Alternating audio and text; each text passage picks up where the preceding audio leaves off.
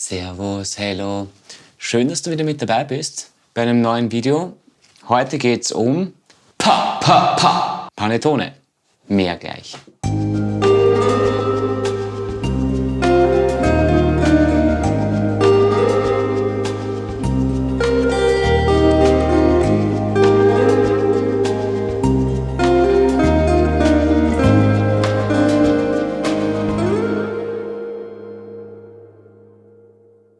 So, für alle, die neu dabei sind, normalerweise mache ich ganz andere Videos. Könnt ihr euch mal hier anschauen, da geht es eher um Kaffee. Heute geht es um Panettone. Ich selber mag Panettone gar nicht so gerne. Bin ein großer Fan davon, Dinge selber zu machen, weil ich überzeugt davon bin, dass einem die meisten Dinge dann doch schmecken, wenn man sie so macht, wie sie einem schmecken. Ich möchte gerne ein paar Dinge gleich vorweg klären. Und zwar erstens, und zwar am wichtigsten, mein Rezept bezieht sich auf ein Rezept von einem italienischen YouTube-Kanal, heißt Italia Squisita, und der Bäcker heißt Gino Fabri, hat ein ganz tolles Panettone-Rezept. Ich habe das jetzt hergenommen, habe das mal reduziert auf eine halbwegs normale Menge, nämlich 6 Stück. Bin auch auf ein paar Fehler draufgekommen für mich, die man einfach anders machen würde. Mehr dazu nachher. Also ich habe das einfach auf eine Haushaltsmenge runtergebracht und aus dem Italienisch mal ins Deutsche gebracht und die eine oder andere Sache da vielleicht auch etwas klarer gemacht und nicht nur für Leute, die dann 50 Panettone machen wollen. Zweite Sache, die sehr wichtig ist, ihr braucht für dieses Rezept auf jeden Fall einen Sauerteig. Und zwar braucht ihr im besten Fall einen Lievito Madre. Im Grunde genommen könnt ihr jeden Sauerteig nehmen. Ich empfehle euch, nehmt zumindest einen Weizensauerteig und der sollte im besten Fall mit dem Rezept, das ich euch angebe, ein 1:1:1 Sauerteig sein. Also ein Teil Sauerteig, ein Teil Wasser, ein Teil Mehl. Der Sauerteig muss sehr triebstark sein. Wenn der nicht triebstark ist, funktioniert das Ganze nicht. Was so viel bedeutet, wie er sollte sich innerhalb von 3 bis 4 Stunden zumindest verdoppeln, wenn nicht sogar verdreifachen. Verdreifachen wäre sehr, sehr gut. Also wenn es sich in 4 Stunden verdreifacht, wäre es tipptopp. Dritte wichtige Sache ist, ich habe es so selber nicht probiert, aber ich gehe schwer davon aus, ohne eine Küchenmaschine schafft ihr das nicht. Also das ist ein extrem weicher Teig, ein sehr klebriger Teig, das ist ein sehr schwerer Teig auch. Ich selber habe einen Spiralkneter dazu verwendet. Ich habe genug Rezepte gesehen auf YouTube, wo das mit einer normalen Küchenmaschine auch funktioniert. Mit der Hand wird das Ganze, glaube ich, keinen Spaß machen. Vierte und letzte Sache und leider Gottes wahrscheinlich eine der schwierigsten für die meisten. Ihr braucht für die Teigführung eine konstant hohe Temperatur. Also jetzt nicht 50, 60 Grad. Panettone geht im Normalfall zwischen 28 und 31 Grad. Ich löse das Ganze, indem ich in meinem Backrohr ein Heizkabel drinnen habe tatsächlich und ein Thermometer, auf dem ich einfach ablese, wie viel Grad es gerade hat im Backrohr. Also ich schalte das Backrohr nicht ein, sondern es läuft nur dieses Heizkabel durch. Es gibt da eigene Proofboxen, die sind extrem teuer. Die Lösung, die ich mir da gebastelt habe, funktioniert eigentlich ganz okay. Man könnte es sogar dann noch mit einem Thermometer und einer sich selbst abschaltenden Steckdose machen. Das wäre natürlich der Königsweg. Aber wichtig ist, ihr braucht diese Temperatur. Wenn ihr diese Temperatur nicht habt, braucht erstens mal der Panettone relativ lang zum Aufgehen und zweitens mal macht sie dann nicht wirklich eine Hefeführung, was Sinn und Zweck des Ganzen wäre. Das war jetzt mal die kleine Einleitung. Kommen wir zum Rezept. Ihr braucht viel Zeit für das Ganze. Wir werden ich möchte es nicht Vorteig nennen, aber nennen wir es trotzdem Vorteig machen, den mal gehen lassen und dann in einem zweiten Schritt nochmal Zutaten einmischen, damit es einfach überhaupt funktioniert mit der vielen Butter und dem vielen Zucker. Erster Schritt, ihr braucht 711 Gramm Mehl, 314 Gramm Wasser, 190 Gramm Zucker, wie gesagt die 200 Gramm Lievito Madre, 1:1:1. 289 Gramm Butter, 170 Gramm Eigelb. Das Eigelb ist ein bisschen tricky. Bei mir waren das 8 große Eier für die Eigelb. Oder waren es 9? Ich glaube, es waren 9. 9 große Eier. So oder so, ihr braucht sehr viele Eier. Ihr startet das Ganze so, dass ihr mal den Lievito Madre, der gerade am Höhepunkt ist, hernehmt, und mal mit dem Wasser mischt. Gleich die erste Sache, die ich bei mir rausgefunden habe: Es wird euch ungemein helfen, wenn das Wasser vielleicht nicht bacherlwarm ist. Also nehmt lieber kühleres Wasser, denn wir wollen ja nicht, dass der Teig zu heiß wird. Man könnte sich das jetzt genau ausrechnen. Das ist aber extrem abhängig davon, wie warm es bei euch ist in der Wohnung. Ich würde jetzt einfach mal hingehen und sagen, ihr nehmt euch am besten Leitungswasser. Und zwar schaut mal, dass ihr zwischen 15 und vielleicht 18 Grad oder so landet. Das wäre jetzt mal so mein Tipp, aber das kann jetzt natürlich, das kommt darauf an, ist es bei euch saukalt in der Wohnung oder ist es vielleicht sau heiß. Dann verhält sich das alles natürlich anders. Aber prinzipiell könnt ihr euch mal da circa einpendeln. Erster Schritt: den Levito Madre mit dem Wasser in die Küchenmaschine mal auflösen. Dann gebt ihr gleich mal das Mehl dazu und knetet auf langsamster Stufe, wenn sich der Teig von der Wand löst. Sobald das passiert, gebt ihr mal die restlichen Zutaten hinein. Die Butter sollte zimmerwarm sein und nicht zu viel auf einmal, sonst bindet die relativ schlecht mit dem restlichen Teig. Also Stück für Stück reingeben am besten. Wartet wieder, bis sich der Teig von der Kesselwand löst. Dann gibt es das Eigelb dazu. Wartet wieder. Wenn er sich dann von der Kesselwand löst, könnt ihr eigentlich relativ schnell drehen und mal schauen, dass ihr so ein bisschen eine Kürbisstruktur bekommt. Die muss in dem Fall jetzt noch nicht perfekt sein. Ihr seht es aber dann relativ schnell, wenn ihr mal die Maschine abdreht, wenn sich der Teig elastisch ist, wenn sich ein gewisser Fenstertest auch machen lässt, dann stellt sie ab und habt somit eigentlich den ersten Schritt schon geschafft. Der Teig sollte jetzt bei ca. 31 Grad, nicht unbedingt viel mehr, ein bisschen drunter ist okay, gehen. Bei mir waren das 7 Stunden, dass es sich verdreifacht hat. Wie gesagt, ich habe einen relativ starken Levito Madre. Das ist auch, wie gesagt, sehr abhängig von eurer Temperatur. Ein paar Grad machen einen riesen Unterschied. Schaut also, dass ihr die Temperaturen haltet. Wie gesagt, nach 7 Stunden hat er bei mir dann so ausgesehen.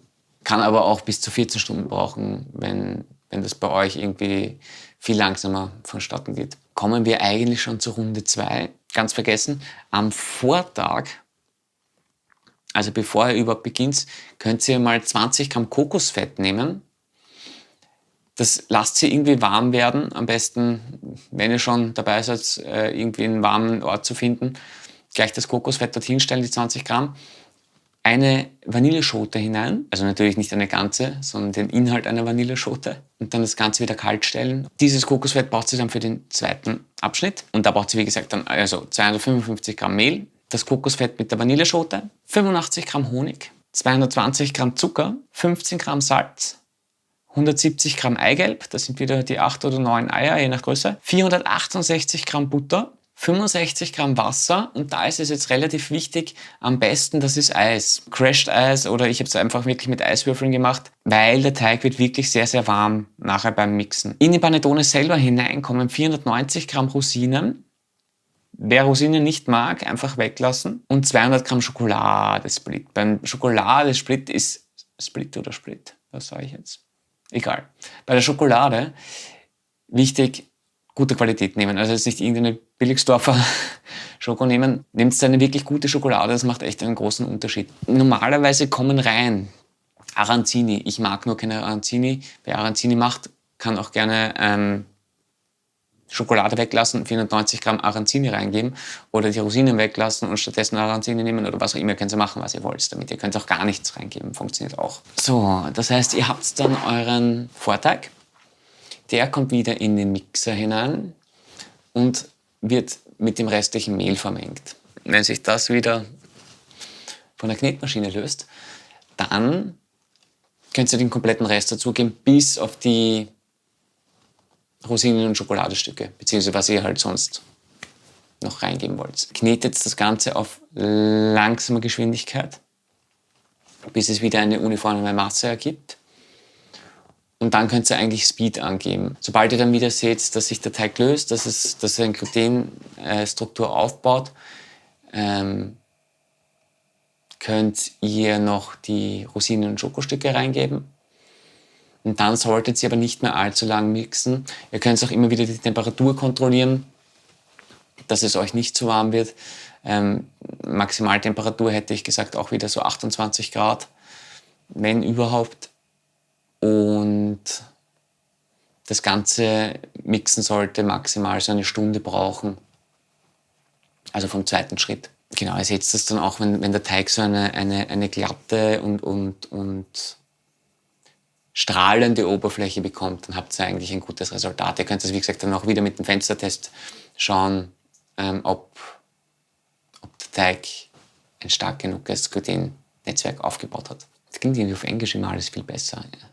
Gut, und wenn das Ganze fertig ist, nehmt es aus dem Mixer raus. Wenn ihr das gut gemacht habt, sollte das recht einfach gehen. Dann teilt es auf die Panettone-Formen auf, die ihr übrigens auch braucht. Das habe ich vergessen, aber das ist, glaube ich, selbsterklärend, dass man die braucht. Ursprünglich hatte ich das Rezept für 8 Stück auf 500 Gramm gewählt. Das hat aber irgendwie nicht gestimmt, weil ich, glaube ich, irgendwie weniger reingegeben habe. Fakt ist, ihr bekommt hier 6 Stück, wahrscheinlich 530, 550 Gramm raus. Also solltet ihr das irgendwie dorthin teilen. Vielleicht teilt ihr das zuerst, bevor es umfüllt. Gebt dem Ganzen nochmal ein bisschen Spannung und füllt dann die Panettone-Formen an damit. Wenn ihr alles richtig gemacht habt, sollte das, obwohl der Teig sehr elastisch ist und sehr weich ist, eigentlich gut zu handeln gehen. Ging zumindest bei mir ganz gut. Und dann lasst ihr das Ganze wieder gehen. Und zwar sollte das, und da habe ich einen Fehler gemacht, sollte das wirklich aufgehen bis ein paar Zentimeter unter der Oberkante. Ich war etwas ungeduldig und habe das dann nur bis zur Hälfte gehen lassen. Außerdem wollte ich schlafen gehen. Macht jetzt keinen Unterschied im Geschmack oder so, aber es schaut dann, kleiner Spoiler drinnen, nicht so super aus, wie wenn man ihn irgendwie kommerziell kauft. Also wichtig, wirklich gehen lassen. Und da jetzt wieder wichtig, weil das konnte ich gar nicht machen, oder bin zu spät draufgekommen. Wichtig, auch wieder auf den 28 Grad, maximal 31 Grad. Das hilft extrem. Wenn ihr 4 Grad drunter seid, kann es sein, dass ihr doppelt so lange braucht, und das war bei mir eben der Fall. Ja. Also hätte ich es gleich bei 28 Grad gehen lassen, wären die bei mir wahrscheinlich perfekt aufgegangen. So hätte ich halt noch wahrscheinlich die doppelte Zeit warten müssen. Sollten auch wieder so 7 Stunden sein.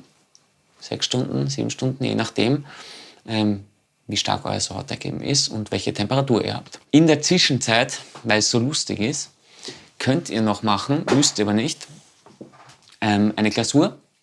Dafür braucht ihr 64 Gramm geriebene Haselnüsse, original mit Mandeln, ich habe es mit Haselnüssen gemacht. Warum? Weil ich nur Haselnüsse gehabt habe. 85 Gramm Eiweiß, schön, dass wir ein bisschen was von dem Eiweiß verwenden können. Übrigens, es bleibt extrem viel Eiweiß übrig.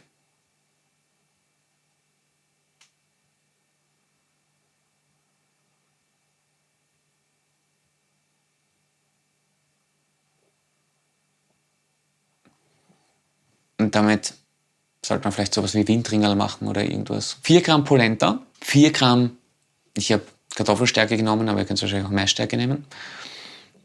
170 Gramm Zucker, 5 Gramm Staubzucker, Punkt.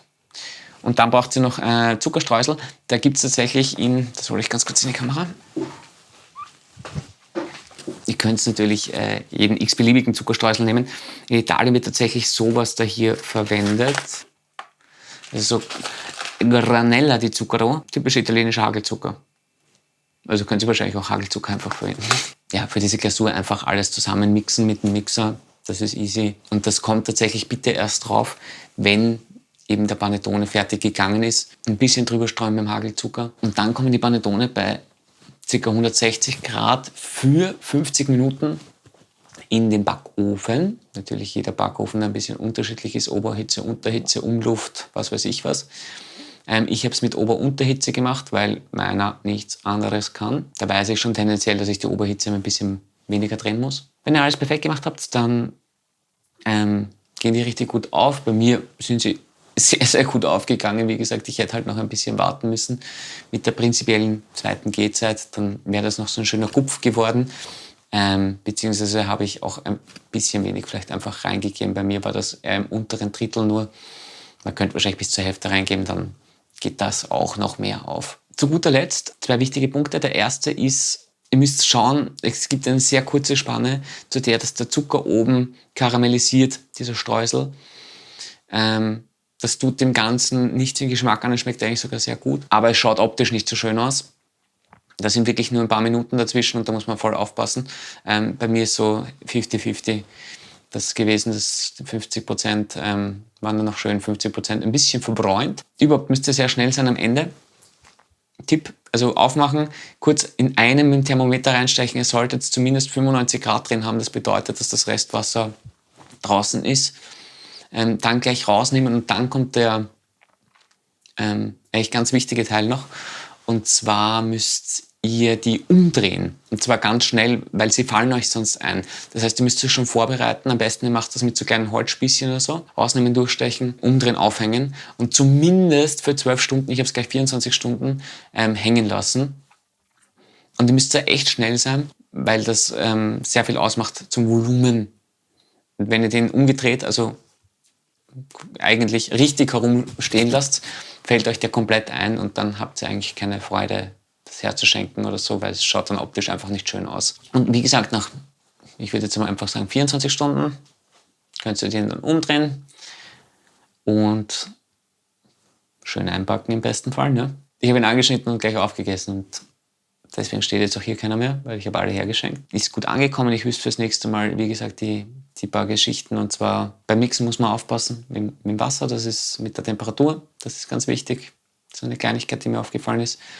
Sehr wichtig ist die Geh-Temperatur und gleichzeitig eben auch das Gehen lassen, sowie das extrem schnelle Umdrehen dann, sobald man rausgenommen hat. Also sind, glaube ich, so Kleinigkeiten, die lernt man. Sagt mir ganz kurz, ob euch solche Videos prinzipiell interessieren, weil dann mache ich vielleicht ein bisschen mehr davon. Das war jetzt so ein bisschen ein Selbstversuch auch, weil es mich einfach interessiert hat, das zu machen, ein bisschen mitzufilmen. Das ist ein interessantes Thema, finde. Halt da das Rezept aus Italien kommt und die Italiener es nicht so stark haben mit dem Englisch oder gar Deutschen.